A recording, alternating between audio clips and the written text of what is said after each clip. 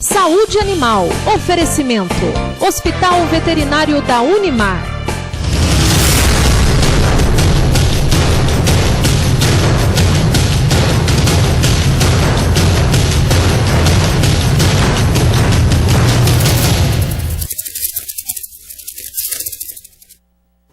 Olá, sejam bem-vindos. Começa agora mais uma edição do nosso programa Saúde Animal e é com muito prazer que mais uma vez, em mais uma edição, nós levamos até você muita informação. Principalmente para você que aí do outro lado se interessa e gosta de acompanhar o nosso projeto, já praticamente há 9 anos no ar, porque aqui a gente conhece um pouquinho mais sobre a medicina veterinária, zootecnia, ciências agrárias, que eu gosto de falar sempre de um modo geral.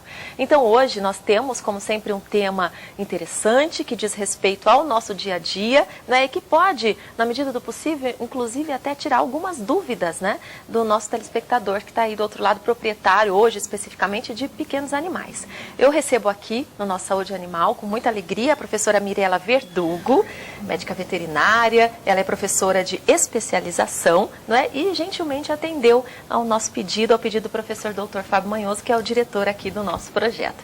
Seja bem-vinda, Mirela, é um prazer recebê-la. O prazer é meu. Boa noite. Bem? Tudo bem. Muito bom ter você aqui no nosso Saúde Animal, principalmente para conhecer um pouquinho mais sobre a sua área, e também sobre a sua dedicação, a sua missão dentro da medicina veterinária. Excelente. Vamos lá, conhecer um pouquinho mais da Mirela. Eu sou médica veterinária, graduada pela Unesp de Botucatu.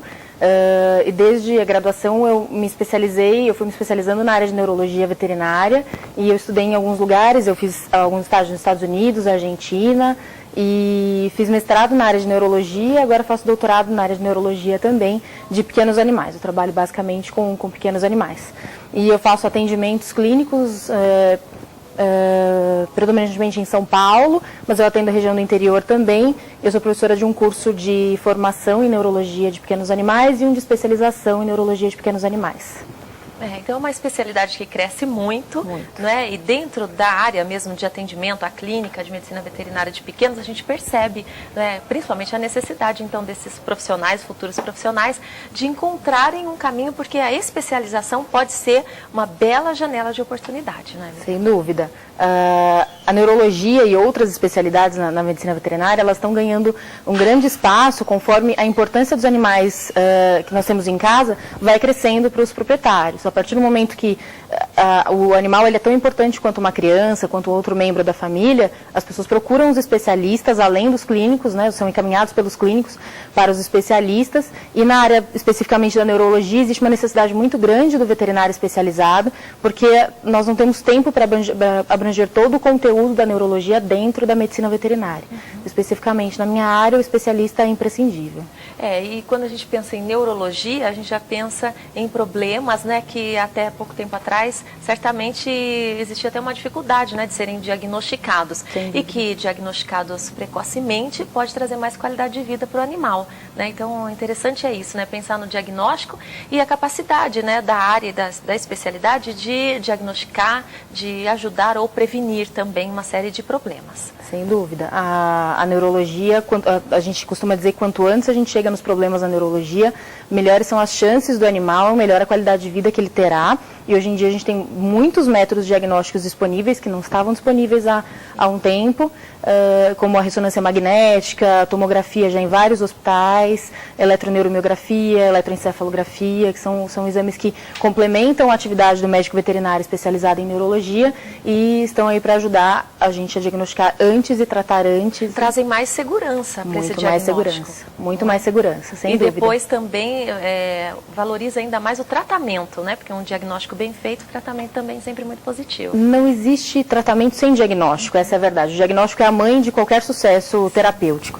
Não, é impossível tratar uma coisa sem saber o que se está tratando, na verdade. Eu não posso optar por tratar um animal paralisado sem saber se ele está paralisado por um tumor ou por uma mielite, uma doença inflamatória. A precisão do diagnóstico faz toda a diferença. Toda a diferença. não é? Toda a diferença. Muito bem. Então, antes de entrarmos ainda mais nesse tema, eu gostaria só de aproveitar a oportunidade de conhecer um pouquinho desse histórico da sua escolha pela medicina veterinária, que eu sempre faço questão de ouvir e passar para os nossos amigos em casa, porque serve de inspiração, né? A história, todo mundo sempre tem uma história que serve de exemplo.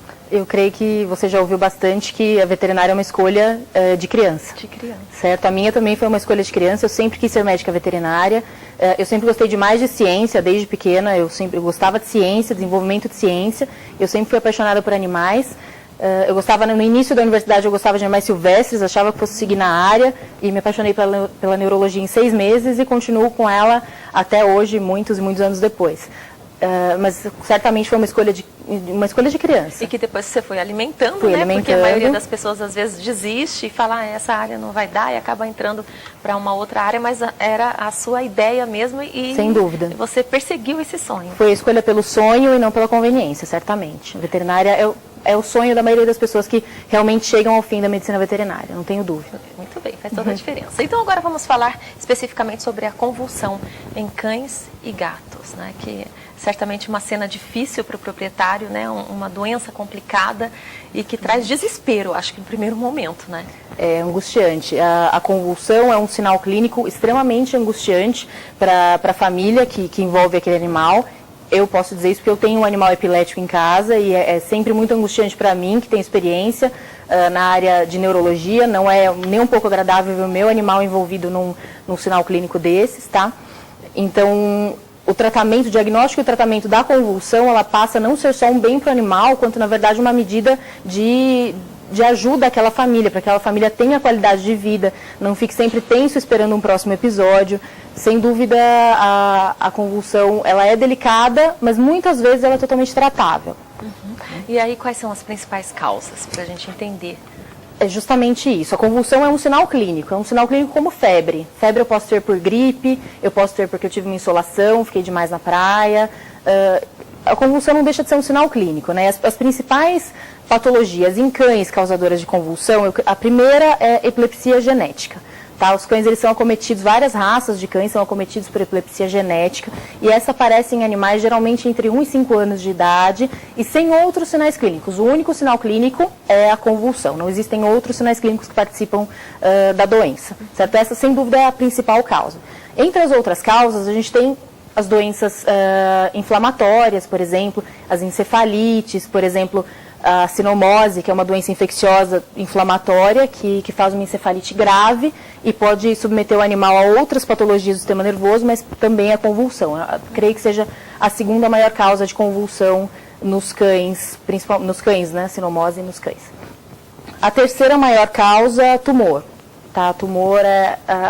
Os cães, eles estão ficando mais velhinhos, eles comem boa comida, vivem perto da gente, tomam vacina a vida inteira, ficam mais fortinhos, chegam a uma idade avançada e a partir da idade avançada a gente começa a ver tumores. São problemas naturais, né? Naturais. Que podem acometer, sim, né, certamente o animal à medida que ele vai vivendo mais. Claro. E aí, mas também não é determinante, né, essa faixa etária mais avançada. Pode acontecer também em filhotes, né, com idade média, não só em animais idosos.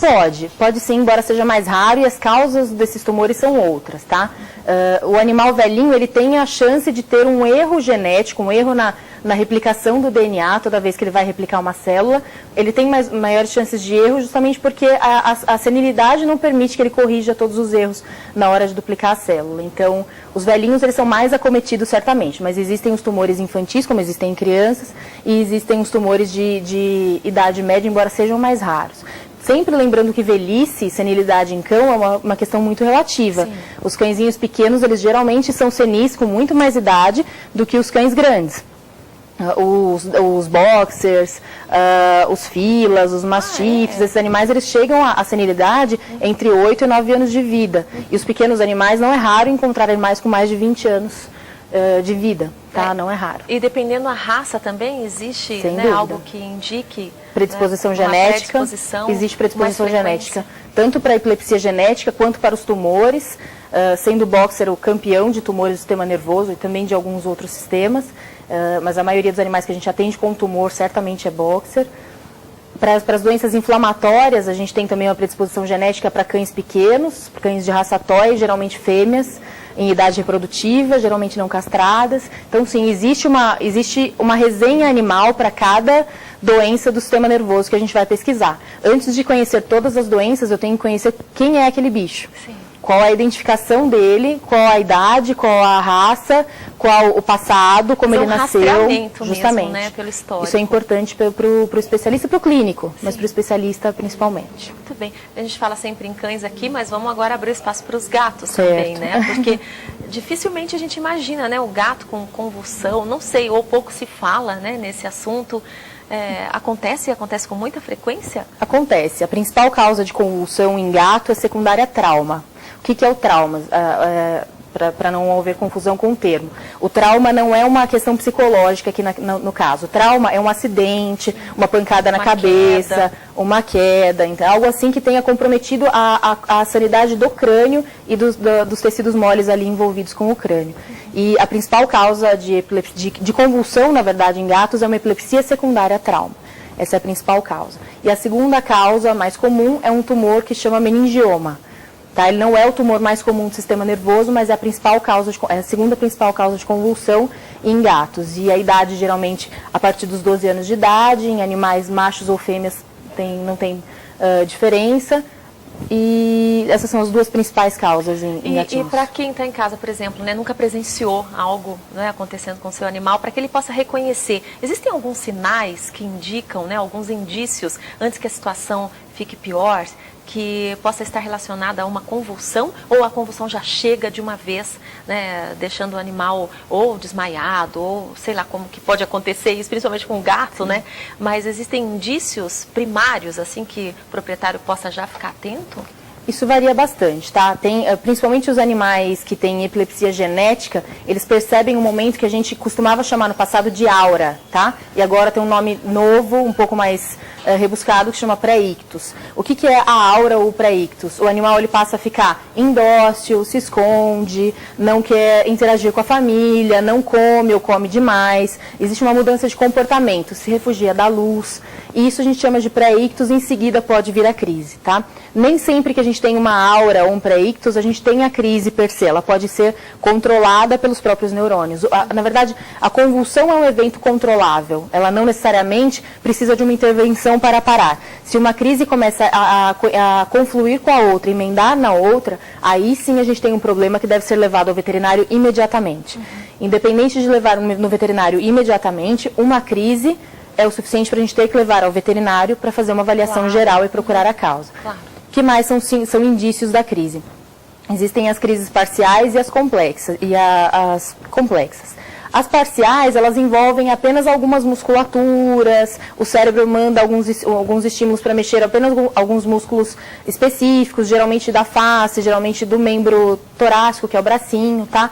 Esses animais, eles acabam mexendo esses músculos involuntariamente. Tá? Isso seria uma crise parcial, que pode generalizar e pode virar uma crise generalizada e realmente levar o animal à inconsciência. Isso é muito comum. São inconsciência, espasmos, então, como se ele estivesse com espasmos. Isso, ele pode ficar inconsciente, cair de lado, fazer movimentos de pedalagem, como se estivesse pedalando uma bicicleta com os 4 membros, ou até ter uma crise que a gente chama de tônica, que é ficar com os 4 membros bem durinhos, estendidos. Tá? Isso também acontece bastante, principalmente em gato. Gato é bem comum ter crise tônica. Ele cai de lado e fica durinho, e você percebe a inconsciência. O animal não está ali com a consciência presente. A consciência A respiração está normal? Ela pode estar acelerada porque o movimento vai estar acelerado, ou a contração muscular vai estar acelerada. Isso vai requerer um trabalho cardiorrespiratório maior, então ela pode estar acelerada. E em raras vezes pode acontecer parada cardiorrespiratória numa convulsão, mas isso é extremamente raro. A regra é que a convulsão seja um momento delimitado por ela mesma e ela acabe em alguns segundos. O normal que a gente aceita numa crise é até 1 minuto o animal já está imóvel. Mesmo que um pouco inconsciente, dormindo, né, que pode acontecer, que ele já esteja imóvel e que ele não tenha outra crise em seguida. Se esse momento emendar no outro momento de crise, ou simplesmente não parar e continuar por 2, 3 minutos, esse animal é uma emergência clínica, ele tem que ser levado imediatamente ao médico veterinário. O mais rápido possível. Isso. E ele tem vômito? Pode ter. tá? São sinais que a gente chama de autonômicos. O sistema nervoso autônomo é o que regula as nossas funções que a gente não controla conscientemente, tá? Então ele pode ter vômito, fazer cocô, fazer xixi nesse momento, geralmente no final da crise, quando ela vai parando, ele relaxa essa musculatura dos esfíncteres e acaba podendo fazer cocô, xixi, vômito. É comum também animais que caem em sono profundo depois da crise e você tem que despertá-los, tá? Quer dizer, os animais ficando cada vez mais sozinhos em casa, né? Sim. A probabilidade, muitas vezes, do proprietário perceber ou estar presente em uma crise como essa vai ficando cada vez mais rara, né? Essa oportunidade. Sim. E aí a gente percebe também um outro fator, né? Mesmo cuidando tanto dos animais, não sei se isso pode desencadear algum tipo de problema neurológico, essa ausência do proprietário, né? Ou quando tem já o problema, o proprietário também não consegue acompanhar. São vários fatores, né, que a gente precisa refletir um pouquinho, dúvida, né, sobre essas questões. A ansiedade, a ausência do proprietário, elas jamais causariam uma convulsão, tá? Mas elas podem criar um ambiente em que um ambiente hostil, em que o animal está sempre presente. Ele não gostaria de estar naquele ambiente hostil porque não tem ninguém, porque ele está sozinho, ou porque ele está cercado demais de atenção. Ele não é permitido ser um cão ou ser um gato, ele está colocado numa condição de humano. Às vezes não tem espaço, né, para ele... De forma alguma isso causaria uma crise no animal saudável, tá? Uma convulsão no animal saudável, não. Só que nos animais que são epiléticos ou que têm alguma causa para convulsão, o estresse ele pode desencadear um momento de crise que ele já teria, ou precipitar, ou agravar, tá? Mas a regra é que os problemas psicológicos eles não perturbem o sistema nervoso, de forma geral. Então, não necessariamente temos crise com isso. Mas isso não deixa de ser deletério, ter um animal ansioso, ter um animal confuso ou inseguro. Isso é deletério para o psicológico dele, então a gente tem que evitar essas situações de qualquer forma. Mas certamente o estresse, né, e hoje a gente também usa esse termo para os animais, muitas pessoas até têm um receio ou uma dificuldade em aceitar o termo, né, estresse em animal. É real? É real. Estresse é real. Estresse na verdade, uma reação física a situações em que você ficaria nervoso, tá? O que é o nervoso ou o estresse? É uma secreção muito grande de um hormônio que a gente chama de epinefrina, que é a adrenalina, e a partir daí a gente faz, nossos vasos sanguíneos, eles ficam mais contraídos, a gente leva mais sangue para o cérebro, mais sangue para órgãos vitais, mais sangue para os músculos, menos para a pele, e isso a longo prazo vai fazendo o quê? Ele vai fazendo uma hipertensão periférica, tá, desse animal. Então o estresse sim é uma situação real dos animais e a gente tem que evitar isso porque ele não facilita a saúde do animal, ele prejudica a saúde. Eu acho que é importante a gente falar sobre isso, né? Por mais que pareça algo assim já batido, né? Ou até uma pergunta incoerente, né? Porque é óbvio que existe o estresse e tal, mas é bom, acho que, reforçar, porque muitas vezes as pessoas paparicam demais os seus animais, né? Falam, meu filhinho tá aqui em casa, mas na verdade é como se não existisse um organismo, né, embaixo ali daquele pelo, do couro, né, do animal. Não, é como se fosse assim, ele é bonitinho, quase um brinquedo. E você falando assim, a gente começa a visualizar o animal internamente, né? As necessidades, as dificuldades. Então, isso realmente, acho que é importante a gente colocar sempre, não para assustar, que é o que eu sempre falo, não é para assustar as pessoas, mas é preciso ter essa consciência, né, essa sensibilidade do que acontece no organismo do animal. Claro, sem dúvida. E é muito comum a gente, de uns anos para cá, encontrar animais que são nada mais do que a projeção das necessidades e carências do proprietário. Isso não é bom nem para o proprietário, que está depositando as carências dele no indivíduo que não pode responder, e nem para o animal, que tá recebendo uma carga de cobrança comportamental que ele não é capaz e que ele não gostaria de estar vivendo. E ele nem entende, né? Porque vai contra, né, a natureza dele. O cão e o gato, eles têm que ser cão e gato, eles têm que ter um espaço para correr, eles têm que passear na rua todos os dias, eles têm que ver outros animais, socializar com outros seres da mesma espécie ou de outras espécies, com humanos. Isso tudo precipita num animal feliz, num animal saudável do ponto de vista psicológico. E todas os outros sistemas, eles dependem, de certa forma, de um psicológico mantido saudável. De um equilíbrio, né? Claro. De um equilíbrio, claro. Que isso que é importante. Então, voltando mais uma vez às questões neurológicas, né? Você falando de passear, a gente já imagina também alguns sinais, até quando o animal vai caminhar, também já existem indícios, a gente pode perceber algo de diferente relacionado a problemas neurológicos, né? A maneira como ele anda, a maneira como ele se comporta, às vezes, né, a patinha fica diferente, ele vai entortando. Isso também está relacionado e é muito importante prestar atenção. Está relacionado não só a problemas cerebrais, como a convulsão, mas em problemas de outras regiões do encéfalo, tronco encefálico, cerebelo, a medula espinhal, aos nervos periféricos e aos músculos.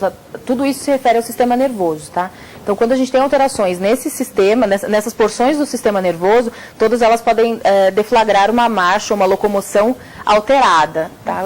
Tanto do ponto de vista funcional, quanto como posso dizer, da imagem da marcha. Então, o animal pode ele pode nem andar, que seria uma depressão funcional total, quanto ele pode ter a locomoção alterada com pequenos indícios. Manca, desequilibra e cai, mas volta a andar, não consegue mexer um dos membros, não consegue mexer dois membros, as duas perninhas, os dois membros pélvicos, não consegue mexer os 4 membros, tudo isso são alterações de marcha que também podem estar relacionadas ao sistema nervoso. E quando esse animal, né, com esses indícios, por exemplo, o proprietário leva, e no primeiro momento, né, na triagem ali, que é feito o primeiro atendimento, o aspecto neurológico é sempre o primeiro a ser analisado. Assim, eu já presenciei alguns atendimentos, né, e os profissionais falam, olha, vamos descartar qualquer problema neurológico, depois vamos partir para outras situações. É assim mesmo que funciona? Se o animal não caminha ou se o animal tem crise, sim, a gente tem que pensar no sistema nervoso imediatamente.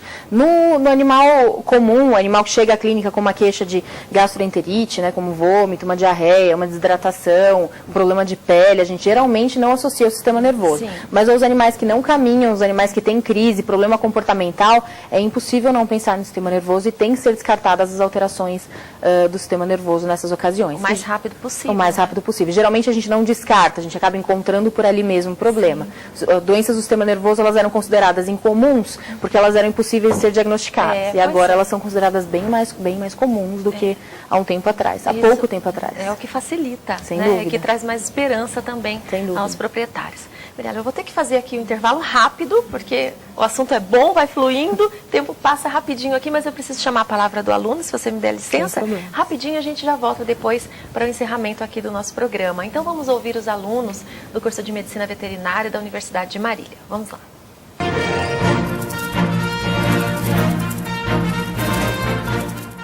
Eu estou fazendo medicina veterinária porque é o sonho de toda criança, né? Quando ela é pequena, ela fala, eu quero ser médico de bichinhos. E esse sonho ficou no meu coração. E hoje, com 20 anos de idade, eu falei, é isso mesmo que eu quero. Quero me dedicar muito aos animais, principalmente de porte grande. E por isso que eu escolhi a Unimar. E já o que está achando dessa estrutura toda? Tô amando, tô super feliz, tô apaixonada pelo curso, tô me dedicando 100%, porque a faculdade ela te dá um amplo, assim, você pode ficar o dia inteiro estudando, tem várias áreas, a Unimar oferece bastante áreas pra gente e eu tô amando. Então agora é só estudar, se dedicar e seguir para o futuro, que é promissor. Parabéns, viu, Angélica? Obrigada. Quero mandar um abraço também pro primeiro ano A e que todo mundo vai estar assistindo a gente hoje. E é isso aí, galera.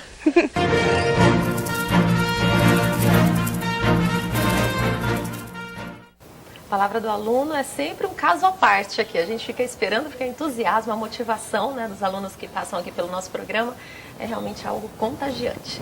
Mas então, para encerrar, vamos falar aqui sobre algumas dicas, né? Se bem que o assunto é muito amplo e certamente você vai ter que voltar outras vezes aqui para a gente dar sequência, mas algumas sugestões e dicas, orientações, né, para o proprietário de cão e de gato, porque o gato é mais arisco, sempre falo isso, é difícil até às vezes perceber, por isso tem que ficar muito atento, né? Se o gato, de repente, ele já fica mais retraído, mas se ele se esquivar, né, por demais, de uma forma exagerada, é bom já começar a ficar atento também. Sempre bom ficar atento. Os sinais de doença do sistema nervoso, eles são os mais variados, tá? Desde crises convulsivas, como a gente conversou, quanto ao alinhamento comportamental, a agressividade, a docilidade em animais que não eram dóceis, ou seja, as alterações comportamentais, as alterações de locomoção, o animal que não caminha mais ou que caminha com algumas alterações, animais que têm vômitos que não são explicados por outras causas, animais que têm diarreia que não são explicados por outras causas, podem ter o fundo do sistema nervoso, tá? Pode ter uma causa no sistema nervoso. Entre outras alterações, assimetrias de face, um olho mais caidinho que o outro, uma boca que não mexe, uma musculatura endurecida. Tudo isso é um motivo para procurar o médico veterinário.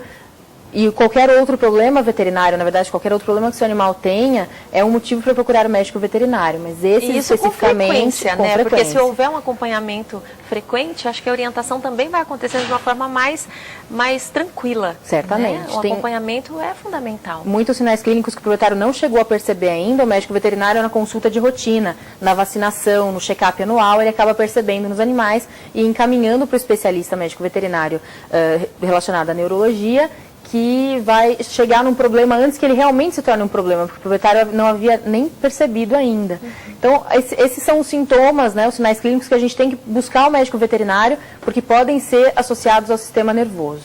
Tá? E o sistema nervoso é sempre muito delicado, ele é muito importante, ele controla muitas funções, ele é delicado e ele demanda que a gente seja rápido, preciso e que tenha um pouquinho de paciência, porque as lesões, elas acontecem de forma rápida, a recuperação nem sempre é de forma rápida. E sequelas? Existem sequelas, muitas sequelas, principalmente a sinomose, acho que é a nossa doença em cão, a doença que mais deixa sequelas, que pode acometer animais jovens, deixá-los paralisados para o resto da vida, ou ter alguns movimentos involuntários para o resto da vida, ficarem epiléticos secundários.